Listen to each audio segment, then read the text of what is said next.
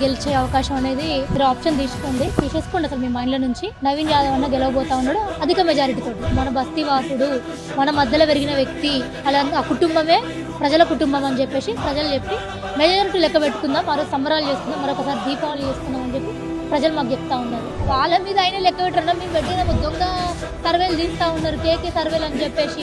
ప్రజల ముగ్గురు మా పైన సర్వేలేమో వాళ్ళకి మధ్య వస్తున్నాయి. పేడ ఆర్టిస్టులు ఉన్నారు ఆడ, పేడ సోషల్ బటర్ఫ్లైస్ ఉన్నారు ఆడ. వాళ్ళ నిజాలు ఏవి లేవు, తప్పుడు ఆరోపణలు ఏవి కూడా ప్రజల దగ్గరికి వెళ్లకుండా చూసుకుంటా ఉన్నాం. వాస్తవాలు ఏంటి అనేది ప్రజలకి కళ్ళకు కట్టినట్టు చూపిస్తా ఉన్నాం. ప్రజలందరూ కూడా మా వైపు చాలా ముగ్గు చూపిస్తా ఉన్నారు. నవీన్ గెలిస్తే మన బస్తీ వాసుడు ఎమ్మెల్యే అంటే చాలా గొప్ప విషయం, చరిత్ర సృష్టించబోతా ఉన్నాడు అన్న.